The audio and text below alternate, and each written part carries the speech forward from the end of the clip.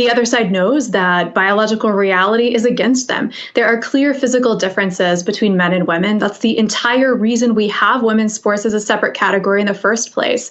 And unless we continue to protect the female category, we really will see the beginning of the end of women's sports. Well, and that's deeply disappointing. Also with us, Selena Soule from the Alliance Defending Freedom. Selena, thank you for joining the conversation. We just saw Riley Gaines, who has become a hero of mine. I've met Riley a number of times. She's been on this program several times. She's just standing up there, straight and tall, with a rock straight back made of steel, taking it all. How important is she right now in this movement and everybody behind her?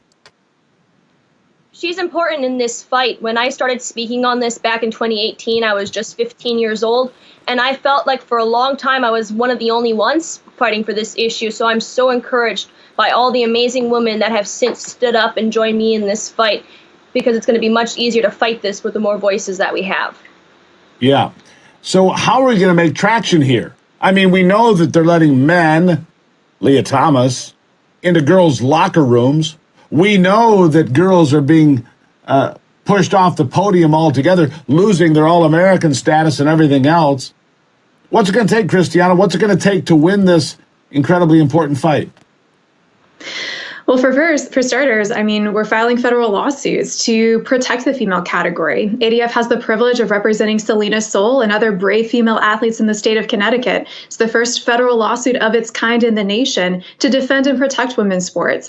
It's also really encouraging to hear that millions of Americans across the country agree with us and recognize the unfairness of allowing males to dominate the female category. So we need more and more voices to speak out and stand up on this issue. And Selena, I'll give you the last word here. I mean, I see some success. I see some states weighing in and saying, no, if you're born a man, born a woman, or boy or girl, whatever, however you want to put it, you're not going to be allowed to participate. Because, look, it's dangerous.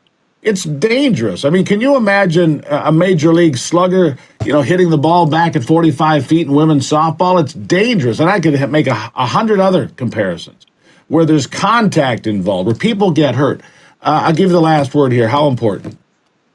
It's extremely important to protect women's sports. When I was in high school, I had to compete against 2 biological males throughout all 4 years, and I raced against them dozens of times. I was never close to winning a single time, and it's just unfair that women are being put in a position now where we don't have the right to win in our own sports, and women are being sidelined, women are getting hurt. It's just not a fair situation, and everyone in this country needs to stand up and ensure that women's sports stay as women's sports.